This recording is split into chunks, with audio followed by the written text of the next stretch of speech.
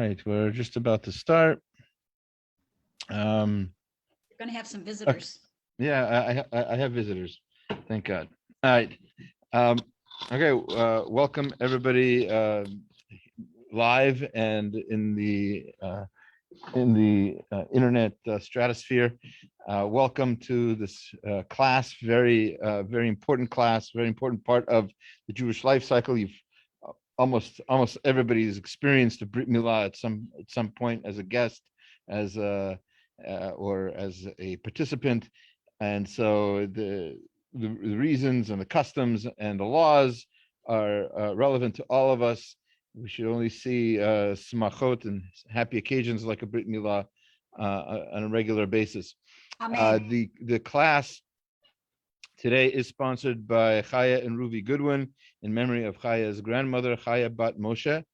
And this the learning of Torah should be Lilu Nishmato, should bring her neshama higher and higher in the heavens, and should be a merit for all of us. We should only hear good news.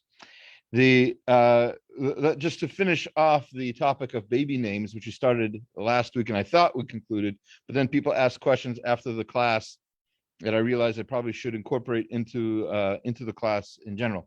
So yes, first of all, something I didn't really talk very much about is double names.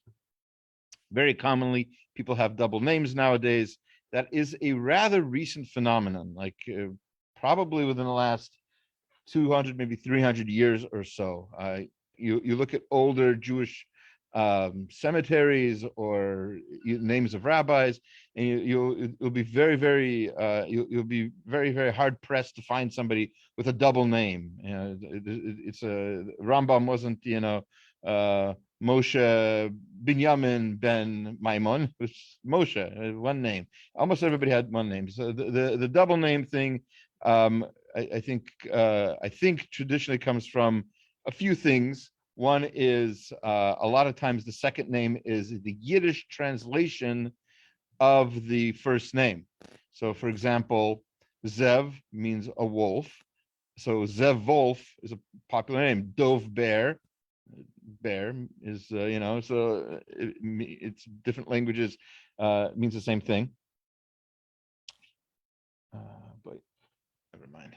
Forgot to record this, but it's okay. It's going to be recorded elsewhere. That's where double names come from, and I mentioned also, I think especially after the Holocaust, after the Shoah, a lot of people wanted to have double names because there's so many people we lost, and we want to have some sort of memory of them, which is a beautiful custom, and there's nothing wrong with that.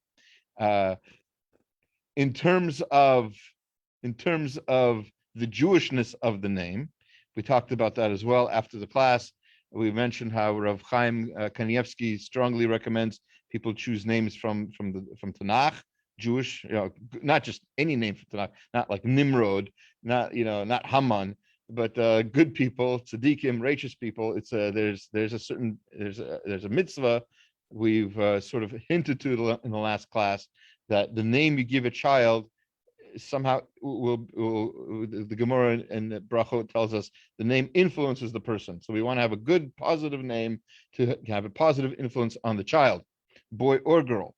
A lot of times, the Jewish name that people give is just a Yiddish name, which makes it Jewish-ish because it's Yiddish. But what does the name mean? So, for example, and by the way, these are just customs. So if you have a name like this, I'm not making fun of it or anything like that. But say the name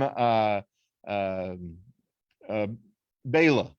Bela is a common Yiddish name. What does it mean? So it comes from the French word belle, which means beautiful. There's nothing wrong with calling your child beautiful, but what's Jewish about that? Just the fact that you have a Yiddish name. So so there's what to think about before you give that name. There's also, I should mention, there's a very strong movement, especially from the non-Hasidic world, to make sure that your child does not have an embarrassing Yiddish name. Some people are embarrassed by their name and they never use it. So, like, what's the point of having a Yiddish name? So, for example, again, I don't know if anybody has this name, so I'm not making fun of it, but the common example that's given in yeshivas of an embarrassing Yiddish name is Sprinza, right? So if you have that kind of name, like it's not very popular anymore. So the kids might get teased in the playground and stuff. So maybe that's not the best name to give your child. Perhaps and by the way, I don't know. Like I said, I don't know if you have that name, and I don't know even what that name means. It sounds like a very good, name for a bubbly drink that if you're a runner, sprinting. So anyway, so I don't know, but whatever the case may be, there are embarrassing names, and you don't want to give your child an embarrassing name. You don't want to give your child any name that they're not going to use, right? Also, a lot of people often name people after the ancestors who had what was then a Jewish name, but isn't so much a Jewish name anymore. For example, the joke doesn't even work anymore about the three guys, who helped invent the air conditioner, and their names are on their air conditioner: Max, High, and Low. Right? Those were popular names for like Jewish people, maybe 50, 60, 80 years ago, whatever it was. But there aren't too many Maxes anymore. I know a few people named Max, but how many people do you know named High or Low? You know a few? Okay, so never mind. But the truth is, most of the people with names like that are older, right? So it's a certain generational thing. Not too many people name their child that. There's certain names that have that come up in popularity that weren't popular before. There's nothing wrong with them. They're nice Jewish names. And again, we said from Rav Chaim that he recommends names from Tanakh, and good people from Tanakh. And of course, and also interestingly enough, in To Be a Jew, which is by Rabbi Chaim Halevi Donin. It's an old book. I forget when it was published. I believe it was in the 1970s. It was a very popular sort of guide to the Jewish life cycle, actually, and other things. But in the book, he points out that it's he calls it. He has very strong language. I'm just going to paraphrase. He basically says it's rather silly to name a child after somebody else using just the first letter of the name. Like, how is that a memory of that person? So you had an ancestor named Moshe, so you name your child Max. So just because of the M, it's like you're not really remembering Moshe. It's nothing. It's very, very subtle. Very anyway, a lot of thought needs to be put into giving a name. Now, we talked about when to give the name, and we mentioned also that it's just a custom to give the name of the baby girl as soon as possible, or at the next Aliyah. There is a very strong custom also, we should point this out, to give the name at the Kiddush. So you've heard people give a Kiddush for a new baby girl. But apparently in some places they don't give the name until they're ready for the Kiddush, which can sometimes be a very, very long time. I was listening to a class for somebody who said that he gave his daughter a name like almost a week after she was born. And somebody said, when have you ever heard of a girl waiting 8 days to have a name? He said, well, boys do that all the time. Right? Boys have to wait 8 days till their Brit Mila or so to have the name very often. Is there a ceremony though for naming a girl? And the answer is apparently yes. The Madrik, the RCA Life Cycle Madrik, has a baby naming ceremony for a girl, and it's very similar to what we say for a boy. There's a Mishaberach, a prayer for the health of the mother and the newborn daughter. There are Tehillim to say. If you're very curious, it's 127 and 128 is the ones that are the ones that are recommended here. And there's a Mishaberach again, and there's also a very often a woman who just had the baby puts on a new dress, and so she can say a Shechianu, so that there's a bracha to be said, and people say Shema with the daughter. and sing Siman Tov and Mazel Tov, of course, as is common for whenever the parents give the daughter a name. So that there's nothing wrong with that ceremony. Very beautiful ceremony, and I think we're ready now to say a few things about the Brit Mila. We're going to play an interview that I had earlier with Rabbi Berkowitz, and a few things to say before that, though. A Brit Mila. We've been talking a lot about customs and laws and what's a mitzvah, what's a custom. It's very, very, very important to remember a Brit Mila is not a custom. In fact, for me, it's one of the best arguments against the types of the groups. Believe it or not, there are groups of Jews in the world who think that everything is custom, everything is just a tradition. So that's not right. Some things are traditions. We have customs. We have beautiful old customs, eating latkes on Hanukkah. But then we have mitzvot. We have things we have to do, like lighting the menorah on Hanukkah. It's a very, very different level of responsibility. And if giving your child a Brit Milah, which is literally painful, it's a surgical procedure that may or may not be. I'm not going to get into the health benefits, but according it's debatable, at least in the medical community, whether a Brit Milah is healthy for the child, whether in the long run, whether it's beneficial. I should say it's obviously healthy. There are healthy ways to do it. We'll talk about some of that in a few moments, but certainly a Brit Milah is not done for health reasons. And a Brit Milah is not done because it's tradition, because our ancestors did it, because Avraham Avinu did it. There's a lot of things Avraham Avinu did. For example, he married his concubine. We don't have a mitzvah to marry concubines. So we don't just do things just because Avraham did it. We don't have to live in a tent just because Avraham did it.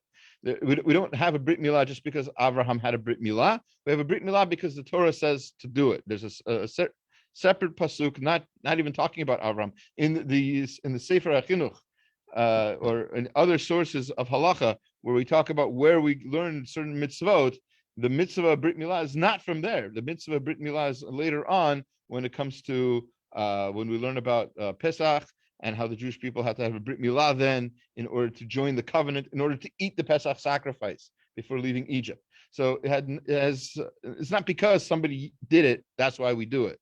Because there are a lot of things people did that were wrong, perhaps, or a mistake, or our misinterpretation of something.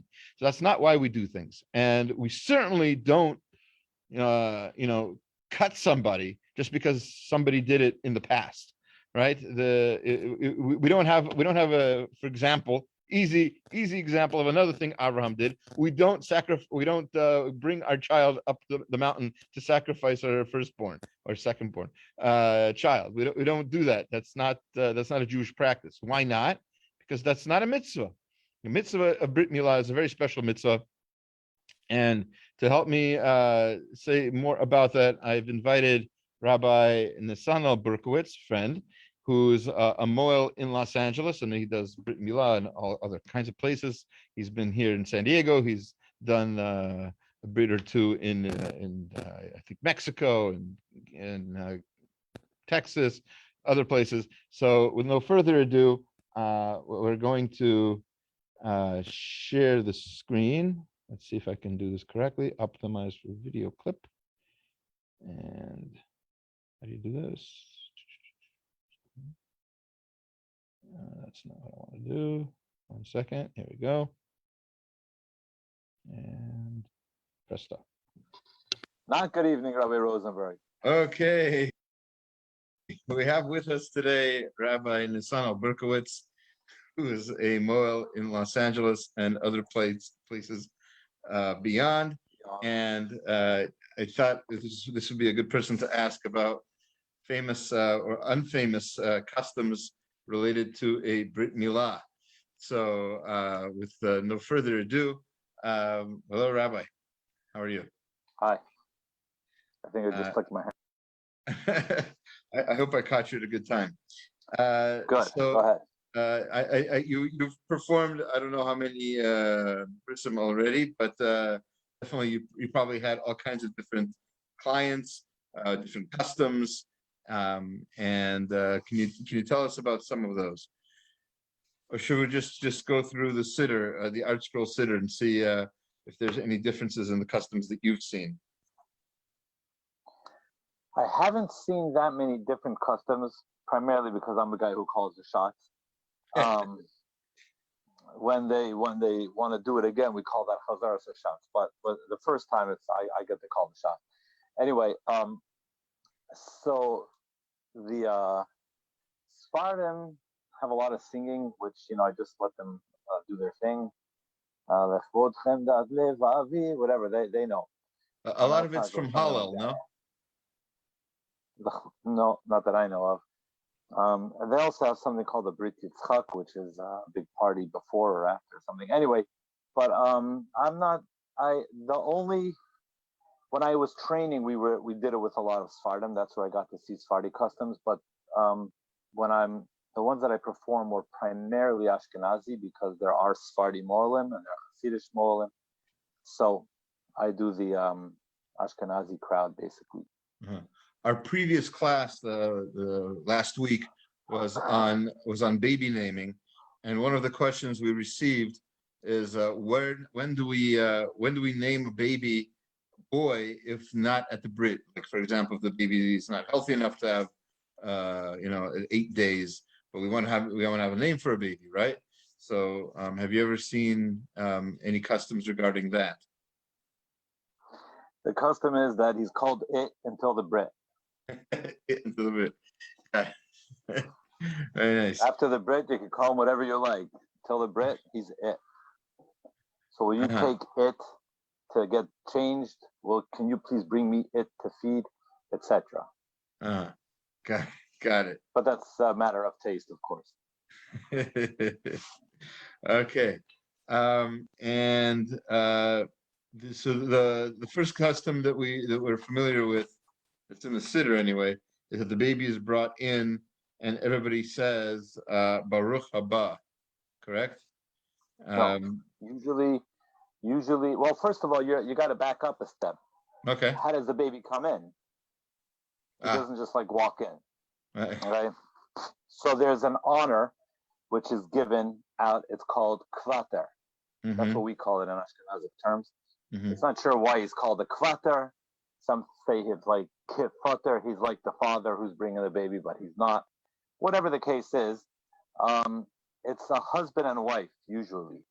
Mm-hmm. So the wife, even on the days that you're not allowed to, get all dressed up, shower and shave and all that, she's allowed to get dressed up because this is her mitzvah. Mm-hmm. I'm not sure about him. I'm really not sure about him. I don't think he is. But the woman is allowed to get dressed up, and she brings the baby, and her husband comes to the mechitza between the men and the women's section, and he brings the baby into the men's section. And that is when we say Baruch haba. I know that I do it as a mohel. I don't know if everybody else does it. I'm not really focused on everybody else. So with the kvata, is it? Have you seen the custom that the kvata is usually given to somebody who has had trouble having children? That is the case, yes, but it's not necessarily, restricted to that. You can really give it to anybody you want. If it's a friend that came in and you want to honor him, or a relative, you can do that. And I've heard of the custom that a lot of people have, like you basically pass the baby around from person to person. Obviously not during COVID. Giving as many people as possible. It's all a matter of COVID. It is all a matter of COVID. So in Israel, the custom is to call up many people, anybody you feel any affinity towards that you want to give them an honor covet at the bris. So you give them what's called a cheker. You hold it in your bosom. So you pass cheka, him cheka, him cheka, and you just keep passing the poor kid around. But we don't really do that so much here in America, and it really goes straight from the kvater to the father, and then whoever is honored with placing the baby on the kisei shel Eliyahu, on the seat, and that is the next honor. Right. The seat of Eliyahu, that's not the same as the sandak. That's a completely different chair. Yeah. As a matter of fact, I once did put the baby on. Well, there was an older Rosh Hashiva, so I did not use the big sandak chair. I used the same one, the small kisei shel Eliyahu, and he said you can't do that. The sandak, I'm not sure exactly. Well, whatever the case was, he said that Eliyahu's chair should be higher than the sandak's chair. Whatever the case was, I told him that I put you on the smaller chair because I wanted you. It probably would be easier than having to climb up on the big chair. But he said, no, whatever it was. No, it's usually not the same chair. Okay, and the baby's on a pillow, correct? The joke goes that this little girl wanted to drink from the cup of Eliyahu at the Seder, and her brother said, I wouldn't do that. I once sat in his seat, and it was very painful. Walk for a year. Yeah. The baby's usually placed onto a pillow, correct? Mm-hmm. Is there any significance to the pillow or anything that you know of? Well, I own a Bris pillow. Some people own one, and it has, a few nice inscriptions on it. It just looks more respectable, but it's just a matter of bringing the baby in a respectable way. So it doesn't have to be any particular pillow. Have you noticed? Is it a custom for people to stand during the bris? Yeah, absolutely. There's a pasuk that says that you're supposed to stand. Vayamdu kol ha'am b'bris, and the whole nation stood at the bris. Now that pasuk is not referring to Brit Mila; it's referring to the covenant that was made in the times of Ezra. But we use that pasuk, and therefore we expect people to stand at the bris, which is what most people do. I don't recall seeing people sitting at the bris except for the sandak who's supposed to sit. All right, that makes sense.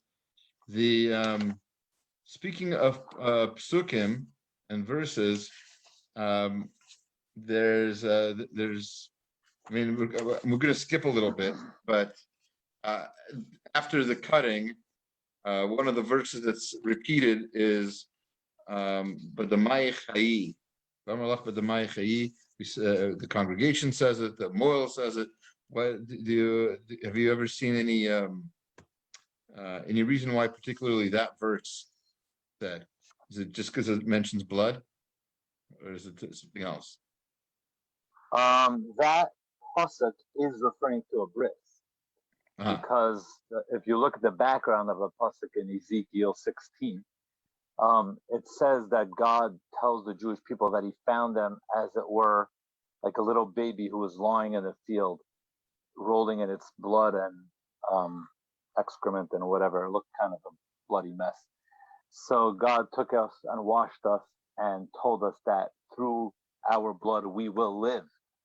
And we repeat it because it was through the blood of the Mila and the blood of the Passover sacrifice that we began as a nation, because in order to eat the Passover sacrifice, we had to have a bris. So even though I'm not sure if the pasuk actually says it twice, but we say it twice because it's referring to those two things. Right. Okay.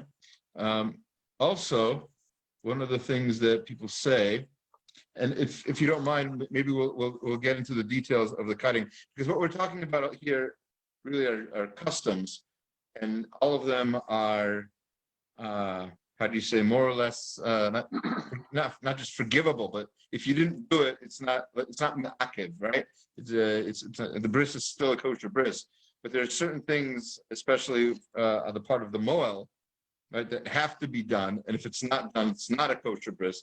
It has to be either redone or something. Can you give us some? Can you tell us a little bit about that? Well, If the guy didn't cut it, then it definitely must be redone. That's a standard. Right. But what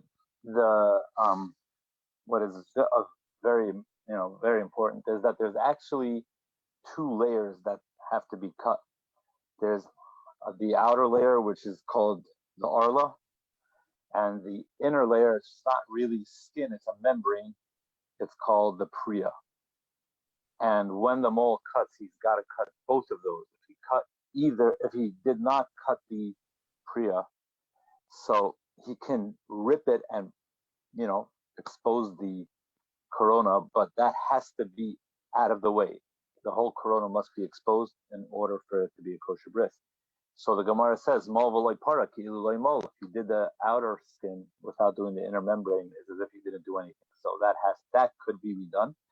Also, it must be cut all the way until after the corona. If it's still going above the corona, it is not a kosher bris. As a matter of fact, there was a fellow from San Diego who was staying in my house once, and he says, "Oh, you're a mohel. I don't think I got a kosher bris," and he did it. It was not cut enough, and I sent him to a mohel who was expert with doing adults, and he had to have another bris. That did not count as a bris at all. It was as if nothing. That's not like it sounds like it's a pinprick that he needed. He needed it redone. Say that again? It wasn't just like a pinprick. It wasn't just like no. He needed a proper job. Yeah, it was. If you don't cut enough, you can't just cut and say, "Okay, I cut." No, it has to be the right amount and both layers. And okay, now there is another custom, which is this is not a. It's actually a complicated matter, but the Gemara says that in addition to the cutting, the mohel must suck the blood out of the place where it was cut. And the reason for that is because in the olden days, their instruments were not sterile, and therefore there was always the threat of infection getting into the bloodstream. So as soon as he cut, they said, suck out the blood so that whatever germs are there does not get into the bloodstream. And the Gemara says that any mohel that does not suck, it is a sakana, and you remove the guy. He's got to fire him. However, that doesn't mean to say that if he did not do mitzitza, it's not a kosher bris. It is a kosher bris, but because of the dangers involved, the rabbis say he cannot continue as a mohel. In today's day and age, where we are definitely much more sanitary and we, sanitize our equipment before we use it, either with a autoclave or even soaking it in alcohol for 20 minutes can burn out all the germs. So many people are hesitant to suck the blood, and they're actually afraid of either getting some of the germs of the blood into their mouth or having some of the germs from their mouth get into the blood. So even though they're not worried about the germs on the knives, they're more worried about their mouth, the germs from their mouth getting to the blood. So many people will use a tube, and this way all the germs of their mouth go onto the tube, like and they can still suck the blood. A glass tube. I've got a couple of those. But many people will just do it directly. And I was once in I would say a course, but it was more like a seminar where they matched up doctors and rabbis, and we discussed many of the pertinent topics of halacha concerning medicine. And the guy who I was studying with happened to have been both a doctor and a mohel.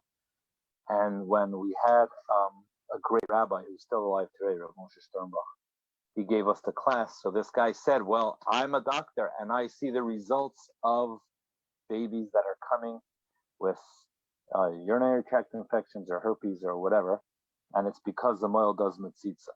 And Rabbi Nesanel Berkowitz, who's very outspoken and not afraid of anybody, says, sir, Mila's around a lot longer than you are, and a lot longer than this baby is. And if throughout the generations the rabbi said to do mitzvot with the mouth, then we do it with the mouth.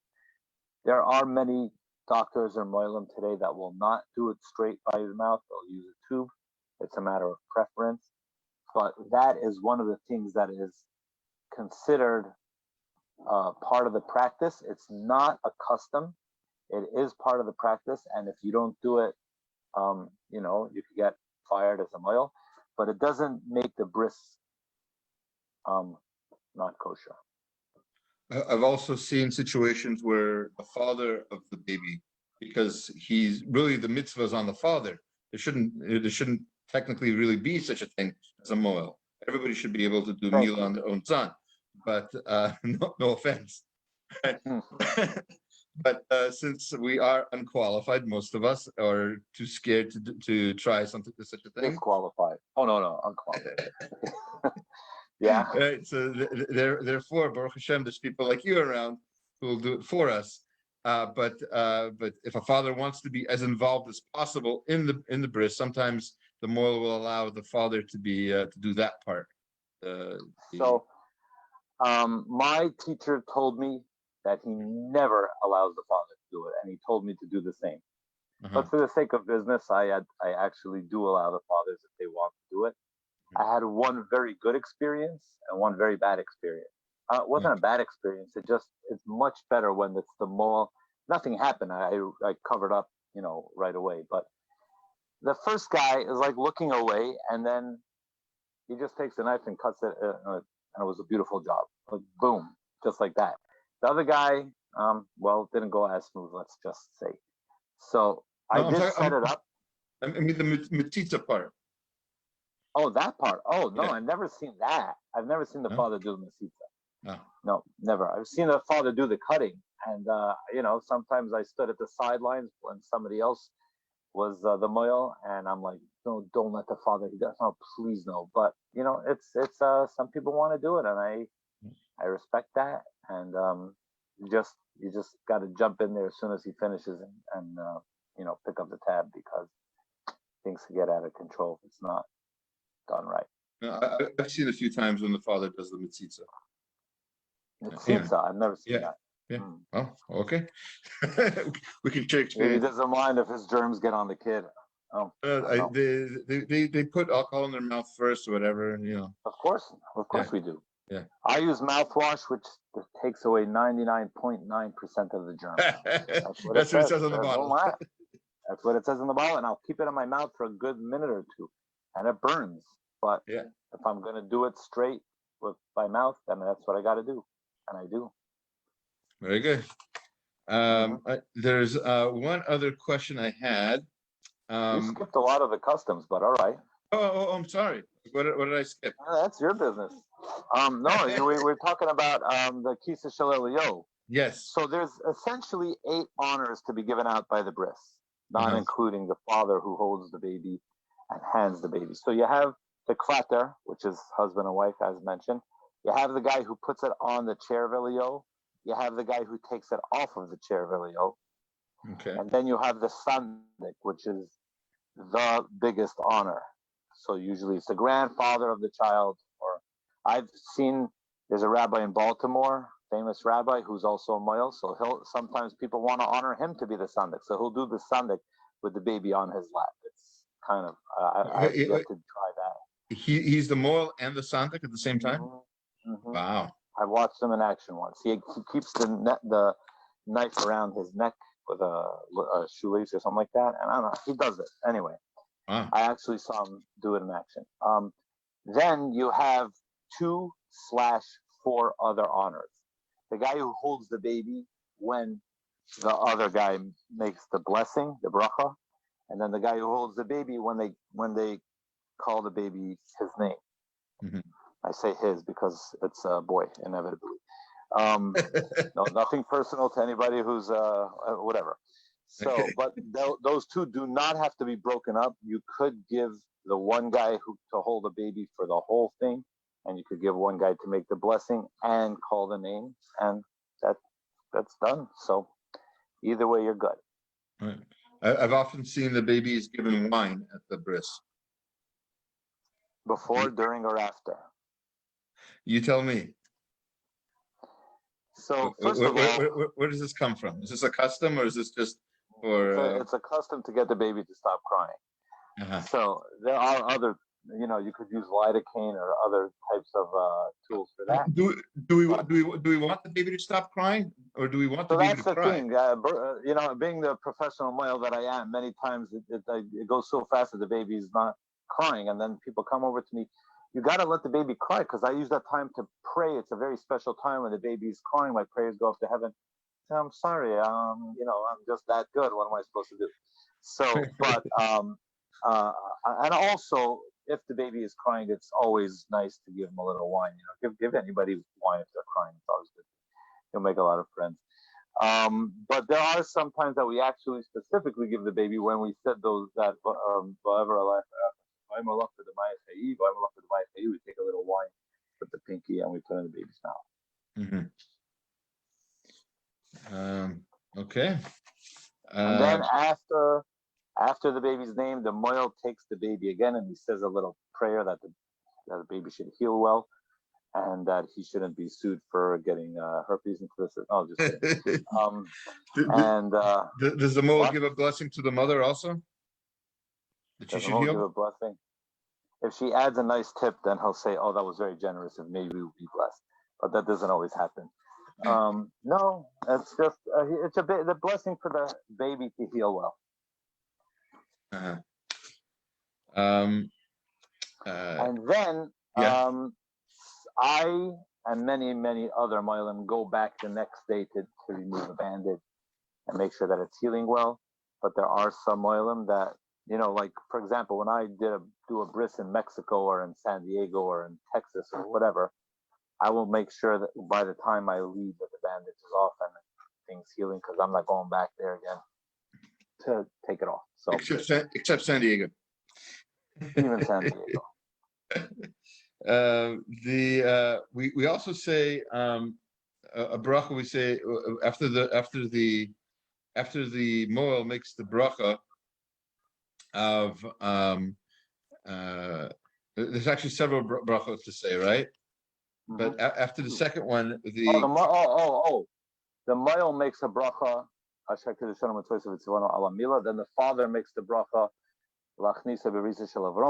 that I've been commissioned to bring him into the bris, and then the guy there's somebody else who's honored to make a separate bracha thanking Hashem for the privilege of bringing another member into the covenant of Abraham. Oh, there's a third bracha. Well, you make two. You make a gufen and a shekidash. You did him. Correct, Brit. So basically, it's four. Wow. And by the way, in Israel, they also say shechianu. The custom in Israel is that when the mohel says the bracha for the bris, the father says the bracha for thanking Hashem. Bringing him into the bris. Then he says a shechianu in Israel. In America, that is not the custom. For every child, or just the first, or every child, every bris. Wow. The response to that bracha is amen, and then kishem shenichnas lebris ken yikanis letorah ulechupa lemasim tovim. Have you seen? Have you seen any variation to that bracha, to that amen? No. And have you had a chance to see any maybe commentaries about why Torah, Chuppah, and Masim Tovim are the three things that we bless the child with? Well,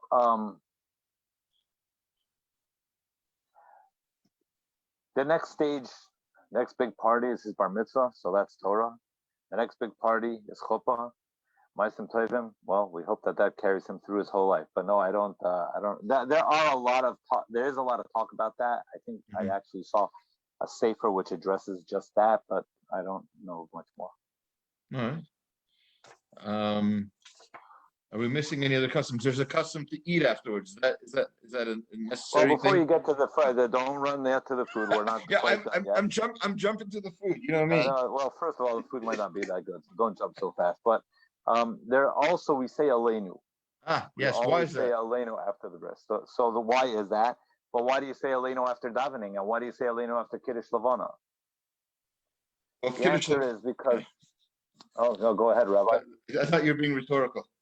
Well, now I am. Go ahead. I understand. We say Aleinu at the end of Kiddush Levana because we want to make sure, just in case anybody might think we're doing something that's not Hashem related, that maybe you're doing it because you like the moon so much. Every time we finish davening, we make it clear that we daven to God and not to any other God. We daven to Hashem and not anybody else.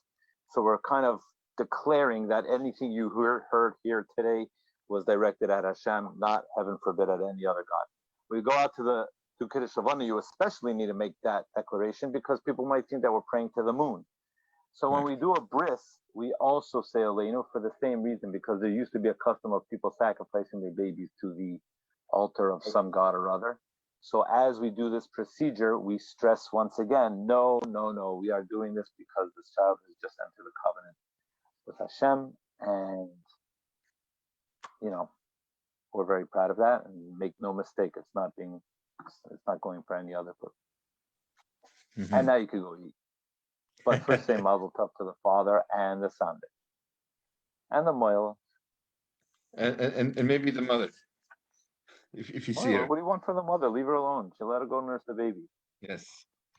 Okay, then there's a meal. I've seen, even though usually a Suda has to have meat, I've seen that in general, at least in America that I've seen, most people have bagel and cream cheese or something breakfasty. So I think the reason for that is because not so many people are interested in eating meat first thing in the morning, second thing in the morning. But something. Oh, that's a different story. So what I actually did, and I did this for all my sons. That's one. I did the milchig thing because I know people prefer that. But then afterwards, with my family and all the relatives that came in, we had a nice little fleishig family get together. Because I believe that a Sudas mitzvah is supposed to be fleishig and it's supposed to be meat and wine. So I made my own little thing. Don't know. What I would say is, yes, a Sudas mitzvah probably is supposed to be fleishig, but if people like milchig, then do it milchig, or else nobody will come. And then, Okay, now at benching. Yeah, I was going to ask about that. Well, after we eat, we usually bench if we wash. So yes, you have to bench. Any other questions before benching? Before benching. You think Yom LaYabasha? Before that, I've seen it to be the custom that father gives a little speech, usually about the baby's name or something like that. Yeah. Sometimes it's little, sometimes it's big. Mine was only about 20 minutes. Yes, I recall. Right. I was lucky to be there. The benching has usually shir malos, right? It's a special introductory part and a special part at the end. Right. You have anything to add? So at the beginning we say B'shus this, B'shus that, B'shus Hashem, B'shus, Well, those are praises to Hashem, and then afterwards we give a special prayer, not praise, but the prayer to the father, the baby, the mohel, the sandik, and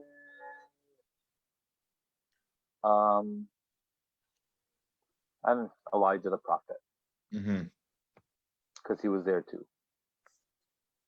Any customs about who should be leading the benching? If you have a kohen, I think that he takes precedence. Okay. And so then there's benching, and then there are special rachamans. That's what I'm talking about. Those harachmons. That's what I thought you were talking about the Brit. Okay. No, the Brit is all towards Hashem. But the harachmons are all in praise of the people who partook in the bris, the mohel, the son, the father, the baby, and Elijah. Okay, I misunderstood. I get it. All right. Right. The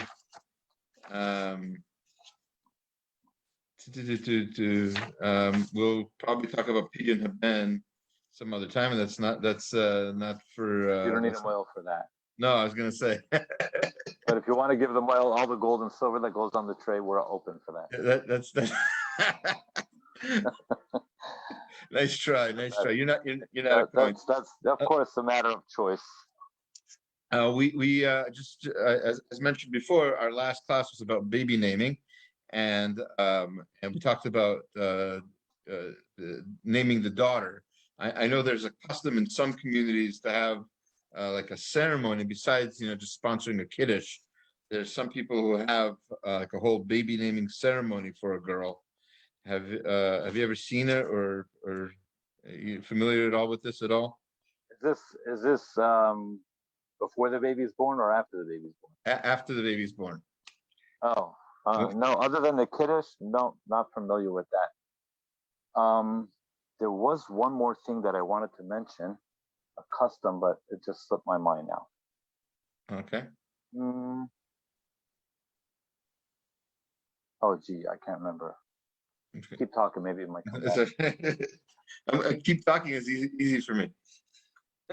1 second. There was one custom that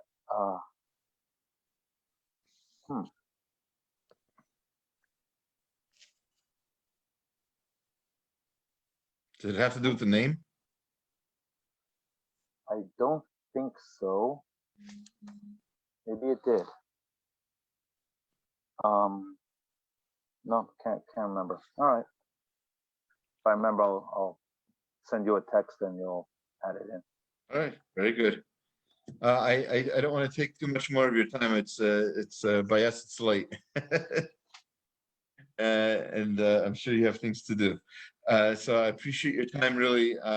And if anybody if anybody has a need for a mohel in Los Angeles or thereabouts, or even Texas or Mexico or even San Diego, this is a mohel I recommend. And thank you again very much. You should have a good night. I'm going to stop the recording now.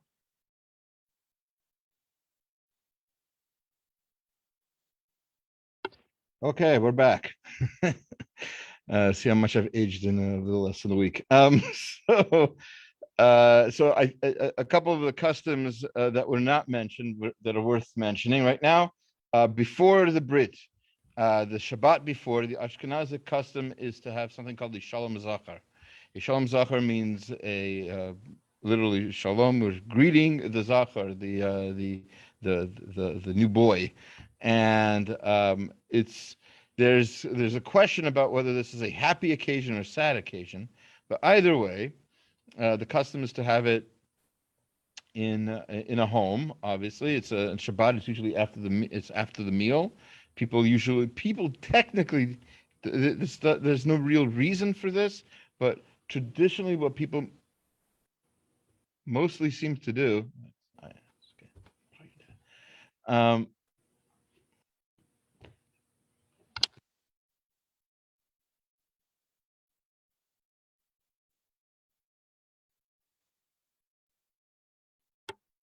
right. Anyway, so the tradition of the Shalom Zakar usually has something to do with people coming for usually dessert, and they sing, they drink, there's usually the tradition is to have chickpeas and other foods. So it's almost a little bit sad. The reason for the chickpeas is actually a little bit sad. One of the things we're commemorating is the fact that the boy, as was mentioned in the parsha last week, actually, the children learn Torah in the womb, and so here it's they're no longer able to learn Torah in the womb. Now the responsibility is for the community and for the parents to teach the child Torah. As it's a completely different relationship at this point.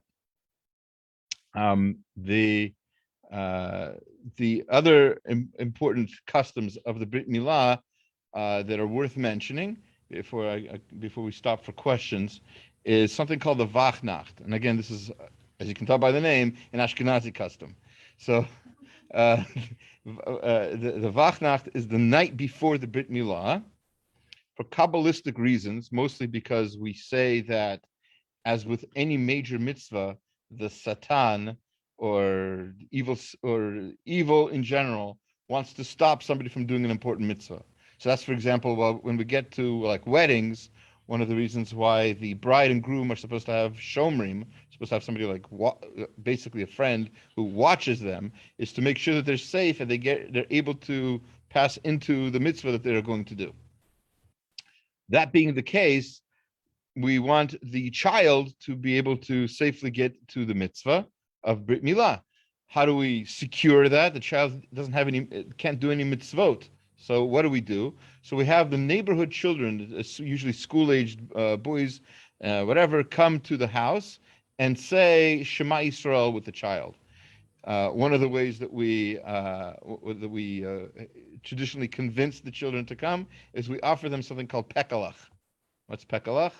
Little packs of candy, right? So they get little sweets, they get treats, and so they come to the house and they say Shema with the baby. There's a little ceremony that's done. That's the whole ceremony is basically composed of saying Shema, and they get the candy and they leave, and then the father of the baby is ancient custom, also having to do with this, is supposed to stay up all night and learn Torah, like Shavuot. Supposed to stay up and learn Torah through the night in order to have the merits for the child to safely get to the mitzvah of Brit Milah. Now, it's not easy to stay up all night, especially without help. So what I've often seen, what I've participated in, and when I was preparing for my son's Brit, is that people volunteered for certain times to learn with me. So like, obviously not through the whole night, but like somebody would be up, learn with me from 11 to 12, and somebody else, in the morning, like 5 to 6, 4 to 5, whatever it was. And that definitely helped. So that's an old custom, also related to the Brit Milah. And what else should we say about that? Again, we've mentioned that there are a lot of other customs we haven't mentioned. There's a ton of, literally, there's books written on just Sephardic customs of a Brit Milah. It's like Rabbi Berkowitz said, it's very different. There's a lot of singing. I suggested maybe a lot of the songs come from Hallel. He wasn't sure. They do, but I've Baruch Hashem, I've participated in those as well. So the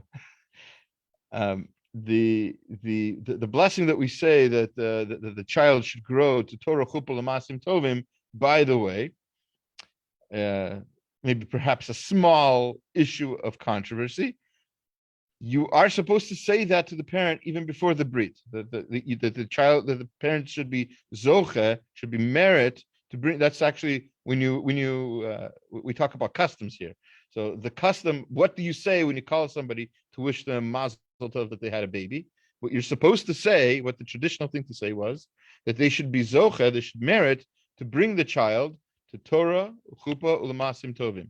And of course, you can also mention the brit before the brit, obviously. The same bracha, by the way, is also said for somebody who had a baby girl.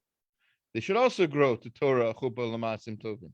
So some people say that you should change the wording a little bit. That they should merit to marry somebody who's learning Torah and to chuppah and masim tovim. But that's already a little bit. If you ask me, I would say that the blessing should be the girl should learn Torah. We've talked about this in other contexts as well. How important it is for women to learn Torah, the Torah that they need to know, to not just how to do mitzvot, but how to understand philosophy and combat all the different craziness that goes on in the world without learning proper Jewish philosophy. So we want this baby to be zocha, to be able to learn proper philosophy, proper Jewish philosophy. as well. So the blessing should be for anybody who had a baby. The blessing is traditionally that you should be zocha to raise this child to Torah, ulchupa, ulmasim tovim. I think that's all I have. I mean, like I said, there are a lot of other customs. What to do with the orla or the candles that are lit in the shul. The Rabbi Eliyahu Kitov's the Jew and his home is a sort of also compendium of customs of Jewish life cycle, and he has something like almost like 20 different customs of things to say, things to do. That's not the most relevant thing right now. So again, one other thing we haven't mentioned that we probably should mention is that there's a custom, an ancient custom, that when the woman, and I think I might have said this already last class, I don't remember now, but when the mother is feeling better and she's recovered enough to go places, she should go to shul, and she should at that point, preferably within 40 days of the birth, say the blessing of Hagomel, which is the traditional blessing to say when you get through a difficult, especially health-related situation. You should definitely say Hagomel. I have heard, although I've never seen in practice, but I have heard that somebody who says Hagomel should also equally be obligated in a Sudat Hoda, a meal of thanks, because that's what was traditionally done when you gave a Thanksgiving offering in the Beit HaMikdash. You would also give you would eat that food, and you would have to share it with others so that you'd have the opportunity to publicize the miracle that had happened to you, that you're thankful to Hashem for saving your life. So all of that is part of saying Hagomel, which, like I said before, I don't want to impose on anybody, but it seems to be logical that should be part of saying Hagomel. So when people say, I want to say Hagomel, I just, I flew here from another country, or went over the ocean, went over the beach, or whatever they say, whatever the case may be, whatever you're saying Hagomel for, it seems to me logical. Again, I'm not poskening here. It seems logical that you should at least be willing to publicize the miracle by having guests, etc. Obviously, at a time when you can't have guests. All right. Anyway, with all that said, I'm going to I'm not even recording it anyway, but I'm going to stop the live feed to Facebook. There seems to be. Let's see if there's any questions. Again, I want to thank Ruvi and Chaya Goodwin for sponsoring the class in memory of Chaya Bat Moshe. Again, the neshama should have an aliyah, and we should only all hear together good things and participate in many smachot like a Brit Mila. Next class is going to be about Pidyon Haben, as expected, the next life cycle and section. So looking forward to that. I don't have anybody to interview about that. Okay, so